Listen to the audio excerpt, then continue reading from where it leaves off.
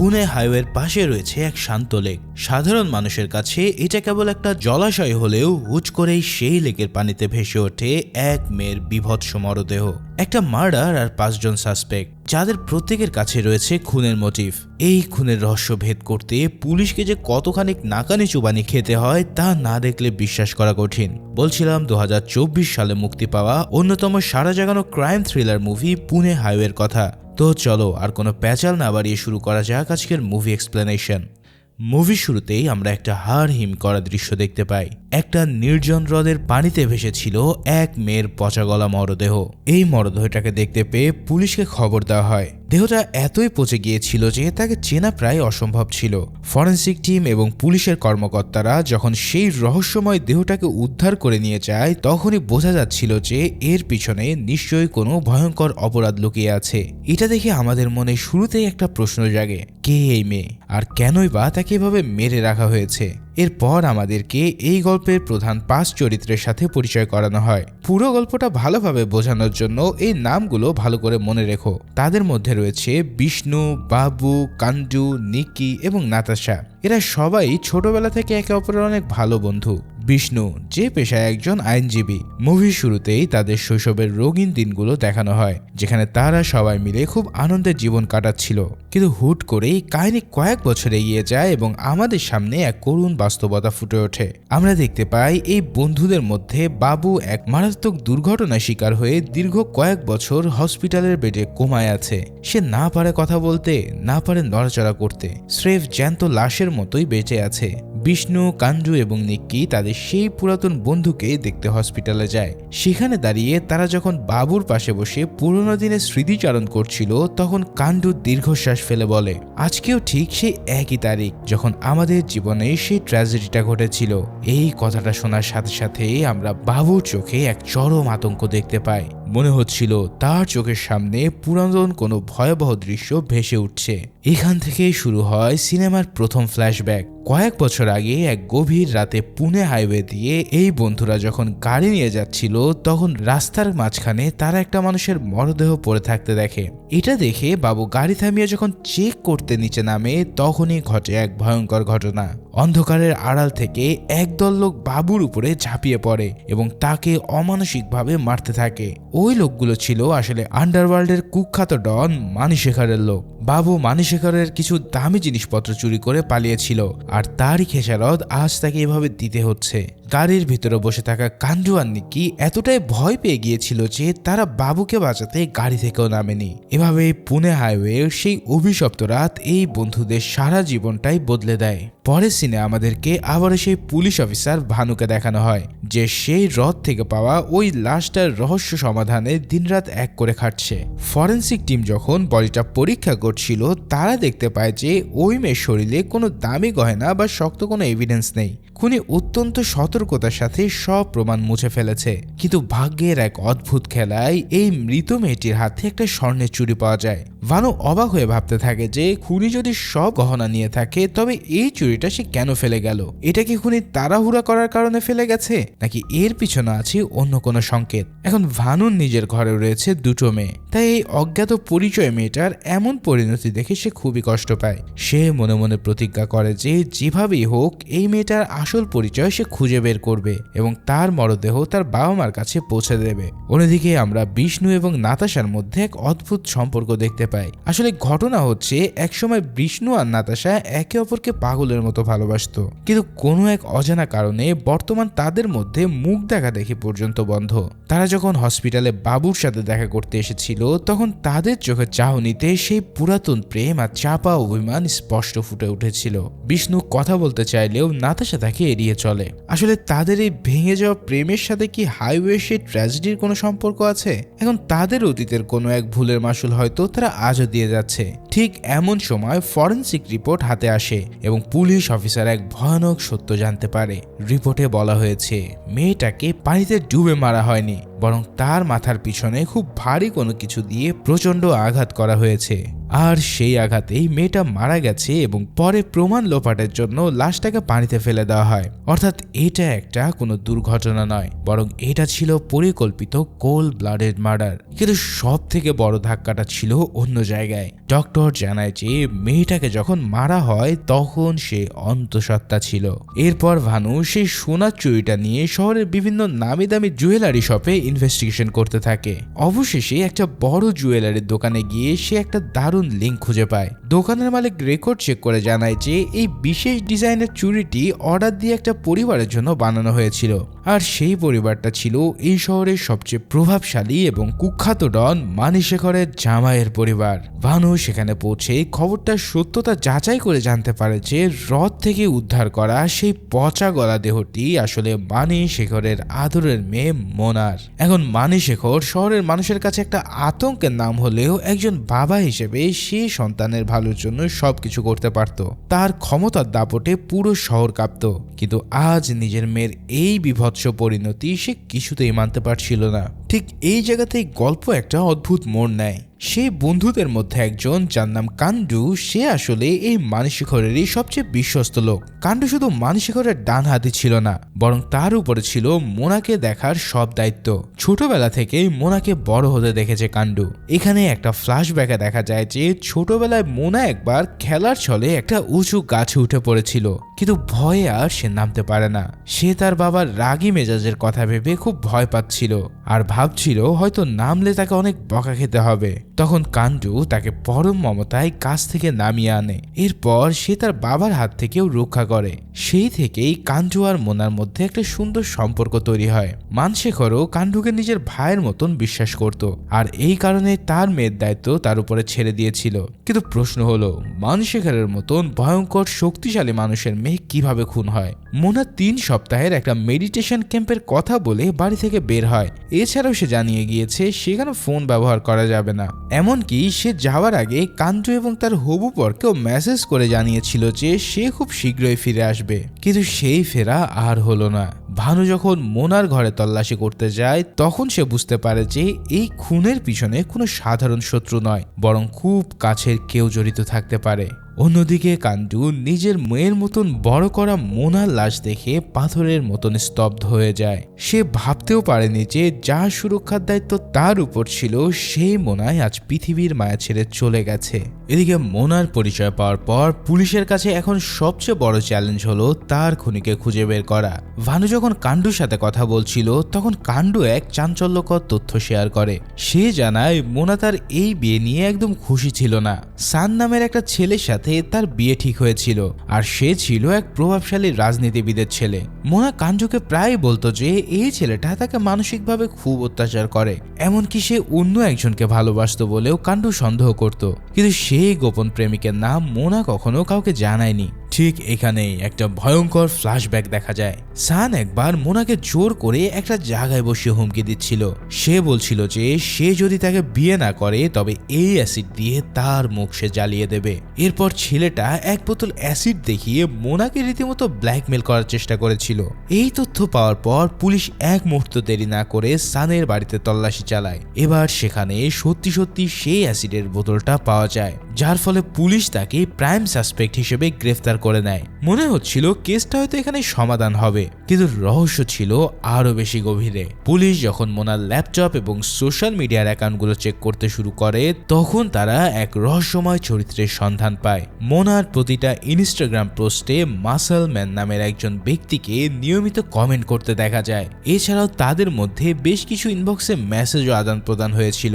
এই মাসল ম্যানের প্রোফাইলে কোনো ছবি ছিল না। তখন ভানু ভাবতে থাকে এই মাসল ম্যানে কি তবে মোনার সেই গোপন প্রেমিক? এরপর পুলিশ আইপি অ্যাড্রেস ট্র্যাক করে এই রহস্যময় ব্যক্তিকে খুঁজতে থাকে। ঠিক একই সময়ে গল্পে একটা টুইস্ট দেখা যায়। বিষ্ণু, যে কিনা একজন জানো অ্যাডভোকেট, সে হঠাৎ করেই সানের উকিল হিসাবে কোর্টে হাজির হয়। কাণ্ড যখন জানতে পারে যে তার নিজের বন্ধু বিষ্ণুই সেই ব্যক্তিকে বাঁচানোর চেষ্টা করছে যাকে পুলিশ মোনার খুনি হিসেবে ধরেছে, তখন সে রেগে ফেটে পড়ে। কাণ্ড বিষ্ণুকে সরাসরি হুমকি দিয়ে বলে যে সে কি পাগল হয়ে গেছে, যেই লোকটা তার হাতে হাতে মানুষ হওয়া মেয়েটাকে খুন করেছে সে কিনা তাকেই ডিফেন্ড করতে এসেছে। বিষ্ণু তখন উত্তর দেয়, দেখ কাণ্ডু, তুই যখন মানিশেখরের মতন ডনের হয়ে কাজ করিস তখন আমি তোকে কখনো কিছু বলেছি? এটা আমার প্রফেশন, আর আইনের চোখে যতক্ষণ না পর্যন্ত কেউ দোষী প্রমাণিত হচ্ছে ততক্ষণ সে নির্দোষ। তাই পার্সোনাল ইমোশন এখানে না আনাই ভালো। এখন বন্ধুদের মধ্যে এই আদর্শিক লড়াই আর মোনার খুনের রহস্য, এই সব মিলিয়ে পুনে হাইওয়ের বাতাস যেন আরো বেশি ভারী হয়ে ওঠে। অন্যদিকে পুলিশ যখন সেই মাসলম্যানের আসল পরিচয় জানার জন্য মরিয়া হয়ে তাকে খুঁজছিল, ঠিক তখনই গল্প মোড় নেয় চতুর্থ বন্ধু নিক্কির দিকে। নিক্কি ছিল এই বন্ধু মহলের মধ্যে সবচেয়ে শান্ত এবং একটু রহস্যময় স্বভাবের। সে মানুষের ভিড় এড়িয়ে একদম নিরিবিলি এক জায়গায় একটা ছোট্ট ঘরে থাকতো। তার ঘরটা ছিল অদ্ভুত সব পেন্টিং আর ভিডিও এডিটিং এর ডিভাইসে ভরা। সারাদিন সে কম্পিউটারের সামনে বসে কি যেন এডিট করত। একদিন বিষ্ণু নিক্কির ঘরে তার সাথে দেখা করতে যায়। সেখানে গিয়ে সে দেওয়ালে ঝুলানো নিক্কির আঁকা ছবিগুলো দেখে একদমই চমকে ওঠে। ছবিগুলো ছিল খুবই অদ্ভুত এবং কিছুটা ভয়ঙ্কর। এবার সেখানে এক মেয়েকে অনেকগুলো পুরুষের সাথে আপত্তিকর অবস্থায়ও দেখানো হয়। তখন বিষ্ণু অবাক হয়ে জিজ্ঞেস করে যে সে কি এসব এঁকেছে, এই মহিলাটাই বা কে? তখন বেরিয়ে আসে নিক্কির জীবনের এক ট্র্যাজিক এবং অন্ধকার সত্য। আসলে ছোটবেলায় নিক্কি ছিল খুব মেধাবী একজন স্টুডেন্ট। একদিন সে যখন বাড়িতে মন দিয়ে পড়াশোনা করছিল তখন তাদের বাড়িতে একজন ইন্স্যুরেন্স অফিসার আসে। নিক্কির মা জোর করে তাকে ঘর থেকে বের করে দিয়ে সেই অফিসারের সাথে একান্তে সময় কাটাতে থাকে। ছোট্ট নিক্কি জানলার ফাঁক দিয়ে এমন দৃশ্য দেখে ফেলেছিল, আর সেই দৃশ্য তার কুচি মনে গভীর ক্ষত সৃষ্টি করে। সেই থেকে নারীদের প্রতি তার মনে একটা প্রচন্ড ঘৃণা আর আক্রোশ তৈরি হয়, যার ফলে সে তার মাকে প্রচন্ড ঘৃণা করত।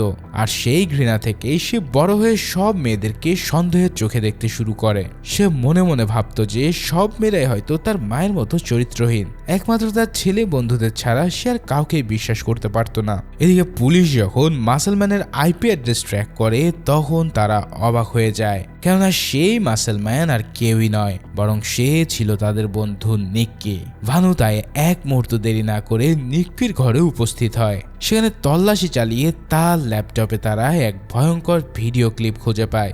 এই ভিডিওটাতে দেখা যাচ্ছে যে একটা মেয়ে হ্রদের ধারে পাগলের মতো দৌড়াচ্ছে, আর কেউ একজন তাকে তাড়া করছে।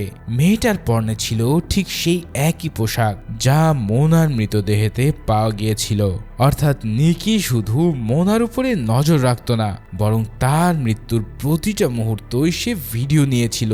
এখন ভানু যখন ভিডিওটা প্লে করে সে দেখে সেখানে মোনাকে কেউ একজন পিছন থেকে আক্রমণ করেছে, কিন্তু খুনিকে তার মুখ ভিডিওতে স্পষ্ট বোঝা যাচ্ছিল না। তবে মোনার প্রতিটা ইনস্টাগ্রাম পোস্টে মাসলম্যান সেজে যে কুরুচিপূর্ণ কমেন্টস গুলো করা হতো তার সব প্রমাণ নিক্কির কম্পিউটারে ছিল, যার ফলে পুলিশ সাথে সাথে নিক্কিকে গ্রেফতার করে লকআপে নিয়ে যায়। এবার বিষ্ণু তার বন্ধুকে বাঁচাতে চাইলেও নিক্কি ছিল খুবই উদাসীন। সে স্রেফ তার এডিটিং আর ভিডিও নিয়ে কথা বলছিল, আর মনে হচ্ছিল যেন খুনের চেয়ে তার কাছে ভিডিওর কোয়ালিটিগুলো বেশি গুরুত্বপূর্ণ। এবার লকআপে ঝোকানোর পর নিক্কির হাব ভাব দেখে ভানু পুরোপুরি ভ্যাবাচাকা খেয়ে যায়। যেখানে অন্য আসামিরা ভয়ে কাঁপতে থাকে সেখানে নিক্কি তার ভিডিও এডিটিং নিয়ে এমনভাবে কথা বলছিল যেন সে কোনো অস্কার জয়ী সিনেমার ডিরেক্টর। পুলিশ অফিসার যখন তাকে সেই খুনের ভিডিও নিয়ে জেরা শুরু করে তখন নিক্কি জানায় যে ওটা কোনো মার্ডারের ভিডিও ছিল না, বরং ওটা ছিল তার সিনেমার একটা শুটিং এর দৃশ্য। আসলে নিক্কি মনে মনে ডিরেক্টর হতে চেয়েছিল এবং মোনা তাকে সাহায্য করার জন্য ওই ভিডিওতে অভিনয় করে। এবার নিক্কি আরো দুটো ভিডিও ক্লিপ পুলিশকে দেখায় যেখানে দেখা যায় শুটিং শেষে তারা দুজন হাসাহাসি করছে। এবার পুলিশ যখন বুঝতে পারে যে নিক্কি আসলে মানসিকভাবে কিছুটা অসুস্থ এবং এই ভিডিওটি স্রেফ শুটিং ছিল তখন তাকে প্রমাণের অভাবে ছেড়ে দেয়। কিন্তু রহস্যের জট তো পাকিয়ে যাচ্ছিল, কেননা নিক্কি যদি খুনি না হয় তবে মোনাকে মারলো কে? ঠিক এই সময় বিষ্ণুর কাছে হসপিটাল থেকে একটা ফোন আসে। খবর আসে যে তাদের সেই পুরাতন বন্ধু বাবু যে এতদিন কোমায় ছিল সে মারা গেছে। এবার বন্ধুর মৃত্যুর খবর শুনে বিষ্ণু পুরোপুরি ভেঙে পড়ে। এরপর সে জেলখানায় চলে যায় নাতাশার সাথে দেখা করতে, কারণ নিক্কি ছাড়া পাওয়ার পর পুলিশ এখন নাতাশাকে প্রধান সন্দেহভাজন হিসেবে মনে করছে।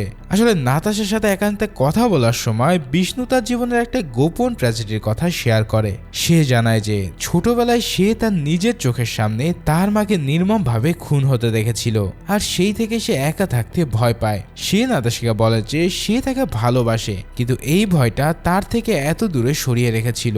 নাতাশা আর কোনো কথা না বলে কেবল কান্নায় করে যায়। এদিকে ডন যখন বুঝতে পারে যে মোনার হবু বর সান মোনাকে অ্যাসিড মারে হুমকি দিয়েছিল, তখন সে আইনের তোয়াক্কা না করে নিজ হাতেই সেই ছেলেকে জীবন্ত পুড়িয়ে মারে। বুঝতে পারছো, মানশেখর এখন হিংস্র উন্মাদ এক পশু। সে কাঞ্জুকে ডেকে বলে যে তুই মোনার গার্ডিয়ান ছিলি, তাই যদি তুই মোনার আসল খুনিকে বের করতে না পারিস তবে তোর আর তোর বন্ধুদের বাঁচার কোনো অধিকার নেই। এই সব শুনে কাণ্ডু পড়ে যায় উভয় সংকটে। একদিকে তার নিজের বোন নাতাশা জেলে, অন্যদিকে তার বন্ধুরা মানশেখরের নিশানায়। নিক্কি ছাড়া পাওয়ার পর পুলিশের একমাত্র প্রাইম সাসপেক্ট এখন নাতাশা। নাতাশাকে যখন গ্রেপ্তার করে থানায় নিয়ে আসা হয় তখন বিষ্ণু আর কাণ্ডু দুজনেই পুরোপুরি ভেঙে পড়ে, কারণ কাণ্ডু হলো নাতাশার নিজের বড় ভাই। কাণ্ডু বিশ্বাসই করতে পারছিল না যে তাদের আদরের বোন কোনো খুনের সাথে জড়িত থাকতে পারে, কিন্তু পুলিশের কাছে এমন এক অকপট প্রমাণ ছিল যা অস্বীকার করার কোনো উপায় ছিল না। এরপর একটা ফ্ল্যাশব্যাকে নাতাশা আর বিষ্ণুর সম্পর্কে সে পুরাতন কাহিনী বেরিয়ে আসে। একসময় বিষ্ণু আর নাতাশা একে অপরকে পাগলের মতো ভালোবাসত। নাতাশা চেয়েছিল বিষ্ণুর সাথে সংসার বাঁধতে, কিন্তু বিষ্ণু তার অতীতে সেই কালো স্মৃতির কারণে বিয়ে নিয়ে দ্বিধায় ছিল। তাদের এই দূরত্বের সুযোগে এন্ট্রি হয় মোনার। মোনা ছিল চঞ্চল আর ভীষণ সুন্দরী। সে বিষ্ণুর খুব কাছাকাছি চলে আসে এবং প্রায় তার সাথে আড্ডা দিতে শুরু করে। এবার নাতাশা যখন দেখলো তার ভালোবাসার মানুষটা অন্য একটা মেয়ের সাথে সময় কাটাচ্ছে, তখন তার মনে হিংসার আগুন জ্বলে ওঠে। এরপর দেখা যায় একটা পার্টিতে মোনা আর বিষ্ণু বেশ ঘনিষ্ঠ হয়ে নাচছিল, যার ফলে নাতাশা তখন নিজেকে আর সামাল দিতে পারে না। এই কারণে সে সবার সামনে মোনাকে প্রচন্ড অপমান করে তাকে চর মেরে বসে। এই চর খেয়ে মোনার নাক দিয়ে তখন রক্ত ঝরছিল। ঠিক সেই সময় মোনা নিজের ফোন বের করে একটা ভিডিও রেকর্ড করে। সেখানে সে কান্নাকাটি করে বলছিল যে আজকের পর যদি আমার কোনো ক্ষতি হয় তবে এই নাতাশাই তার জন্য দায়ী থাকবে। আসলে পুলিশ এখন ঠিক এই ভিডিওটাকে খুনের সবচেয়ে বড় মোটিভ হিসেবে দেখছে। তো নাতাশা পুলিশের জেরার মুখে স্বীকার করে নেয় যে সেদিন রাগের মাথায় সে মোনাকে মারতে চেয়েছিল ঠিকই, কিন্তু সে মোনাকে খুন করেনি। নাতাশা বিষ্ণুর উপরে এতটাই রেগেছিল যে সে বিষ্ণুকে তার উকিল হিসেবে মেনে নিতেও অস্বীকৃতি জানায়। সে বলে যে মানুষটা বিপদের সময় তার পাশে থাকতে পারেনি আজ তার দয়ার কোনো দরকার নেই। কাণ্ডু তখন পাগলের মতন বিষ্ণুকে অনুরোধ করে যেন সে তার বোনকে বাঁচিয়ে নেয়। এদিকে নাতাশা যখন জেলখানায় বাজা মারার লড়াই করছিল তখন বিষ্ণু আর কাণ্ডু এক মুহূর্তের জন্য শান্তিতে বসেছিল না। কাণ্ডু তার নিজের বোনকে বাঁচাতে হন্যে হয়ে প্রমাণ খুঁজছিল। অন্যদিকে বিষ্ণু নাতাশাকে বারবার বোঝাচ্ছিল যে সে যদি সত্যি না বলে তবে পুলিশ তাকে অপরাধী বলে সাজা দেবে, কিন্তু সে কোনো কিছুতেই বলতে চাইছিল না যে মোনার খুনের সময় সে এক্স্যাক্টলি কোথায় ছিল। আসলে নাতাশার এই চুপ থাকার পিছনে এক আত্মত্যাগ আর সামাজিক সম্মানের ভয় ছিল। এই কেসের তদন্ত আরো গভীরে গেলে তখন এক চাঞ্চল্যকর তথ্য বেরিয়ে আসে।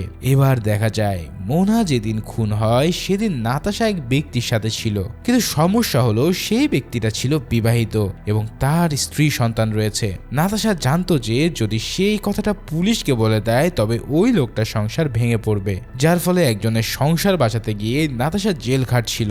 তবে শেষ পর্যন্ত সেই ব্যক্তি নিজেই পুলিশ স্টেশনে হাজির হয় আর এরপর সে নাতাশার হয়ে সাক্ষ্য প্রমাণ দেয়। ফলে প্রমাণিত হয় যে নাতাশা খুনের সময় ঘটনাস্থল থেকে অনেক দূরে ছিল, যার ফলে নাতাশার নির্দোষ প্রমাণ হলে পুলিশ তাকে ছেড়ে দেয়। এরপর নাতাশা জেল থেকে ছাড়া পেলে কাণ্ডু তার বোনকে জড়িয়ে হাউমাউ করে কেঁদে ফেলে। অন্যদিকে কাণ্ডু সেই মোনার খুনিকে ধরার জন্য এলাকায় নিজের সোর্সদের কাজে লাগিয়েছিল। এখান থেকে সে জানতে পেরেছিল যে মোনার সাথে প্রায়ই এক রহস্যময় ব্যক্তি দেখা করত। প্রত্যক্ষদর্শীদের মতন ওই লোকটা চুল ছিল ইন্ডিয়ান ক্রিকেটার ধোনির মতো লম্বা, এছাড়াও তার উচ্চতা প্রায় 6 ফিট। এবার কাণ্ডু এই তথ্যটা রেকর্ড করে পুলিশ অফিসার ভানুর কাছে নিয়ে যায়। ভানু অবশ্য কাণ্ডুর এই কথায় খুব একটা পাত্তা দিচ্ছিল না। সে ভেবেছিল কাণ্ডু হয়তো তার বোনকে বাঁচানোর জন্য অন্য কাউকে ফাঁসানোর জন্য এই ধোনির গল্প বানাচ্ছে, কিন্তু কাণ্ডু জানায় যে সে যা শুনেছে সবই সত্য। এদিকে নাতাশা জেল থেকে বের হওয়ার খুশিতে বন্ধুরা সবাই মিলে একটা বিরাট পার্টির আয়োজন করে। এখানে তাদেরকে দেখে মনে হচ্ছিল যে তাদের সব বিপদ কেটে গেছে।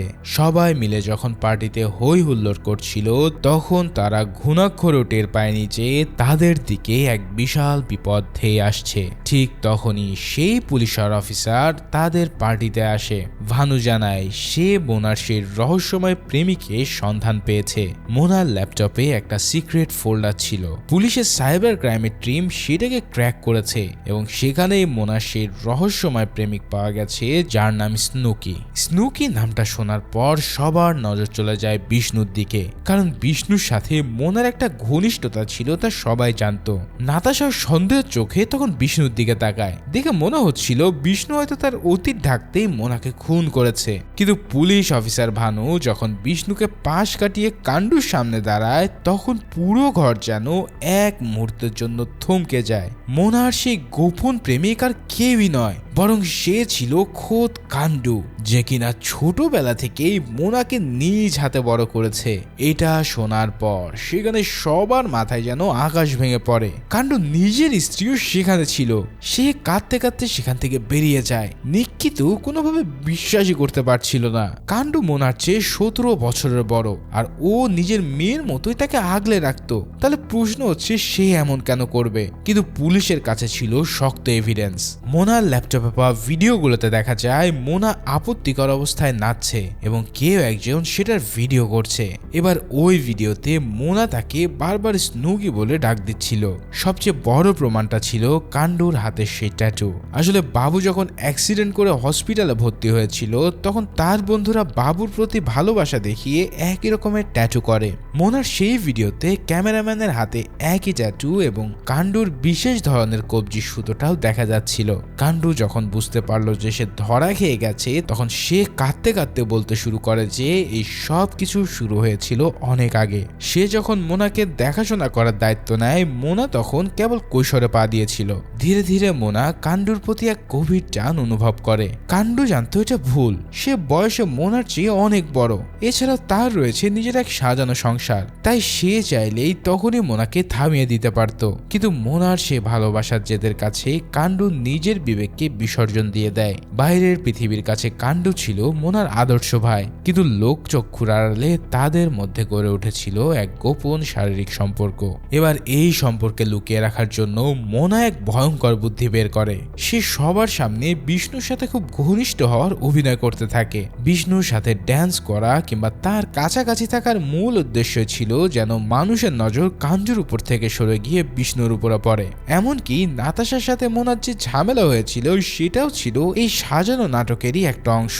তবে মুভির সব থেকে বড় টুইস্ট দেখা যায় খুনের দিন। মোনা কাণ্ডুকে তার সেই প্রিয় জায়গায় অর্থাৎ সেই লেকের ধারে দেখা করতে ডাকে। সেখানে গিয়ে মোনা কাণ্ডুর হাতে একটা চিঠি দেয়। এই চিঠিটা পড়ে কাণ্ডুর পায়ের তলার মাটি সরে যায়। সেখানে লেখা ছিল মোনা ইতিমধ্যে প্রেগনেন্ট। মোনা খুশিতে কাণ্ডুকে বলতে থাকে, আমরা আর কদিনই বা এভাবে লুকিয়ে থাকবো, এবার আমাদের এই সম্পর্কটাকে সবার সামনে আনতে হবে। এদিকে মোনা কিন্তু বিয়ের মালাও নিয়ে এসেছিল এবং সে চেয়েছিল কাণ্ডু যেন এখনই তাকে নিয়ে পালিয়ে যায়। তবে কাণ্ডু জানতো মানসিকর যদি জানতে পারে তাহলে তাকে সে জ্যান্ত কবর দেবে। তাই কাণ্ডু মোনাকে বোঝানোর চেষ্টা করছিল যে এটা একেবারে অসম্ভব। কিন্তু মোনা ছিল একদম নাছোড় বান্দা। সে রেগে গিয়ে চিৎকার করে বলতে থাকে যে সে যদি তাকে এখন সবার সামনে স্বীকৃতি না দেয়, তবে সে বাবাকে সব বলে দেবে।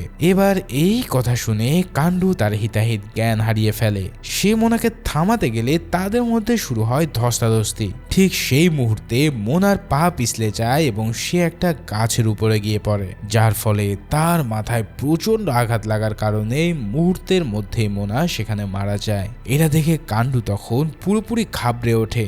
সে বুঝতে পারে যে এই খবর জানাজানি হলে ডন মানসিকর তাকে কুচি কুচি করে কেটে ফেলবে। তাই এক মুহূর্তের মধ্যে নিজের রূপ পাল্টে সে হয়ে ওঠে এক ঠান্ডা মাথার খুনি। সে ভাবে যেভাবেই হোক এটাকে একটা সাধারণ ছিনতাই বা ডাকাতির কেস হিসেবেই সাজাতে হবে। তাই কাণ্ডু মোনার শরীর থেকে সোনা দানা দামি গয়নাগুলো একে একে খুলে নিতে শুরু করে। সে চেয়েছিল পুলিশ এমন ভাবে যে যেন ছিনতাইকারীর দল গয়নার লোভে মোনাকে খুন করেছে। কিন্তু তাড়াহুড়ো আর প্রচন্ড আতঙ্কে সে মোনার হাতে সেই একটা সোনার চুড়ি খুলতে ভুলে যায়, আর ওই ছোট্ট একটা ভুলই তার জন্য কাল হয়ে যায়। এবার গয়নাগুলোকে সরিয়ে সে মোনার লাশটা হ্রদের গভীর পানিতে ফেলে দেয়। এরপর সে মোনার গায়েটা চালিয়ে গিয়ে বেশ খানিকটা দূরে আসে এবং এক মেকানিককে এই গাড়িটা কোথাও নিয়ে গিয়ে বেচে দিতে বলে। এরপর সব প্রমাণ লোপাট করে কাণ্ডু খুব স্বাভাবিক মানুষের মতন বাসে চড়ে আর নিজের বাড়িতে ফিরে আসে।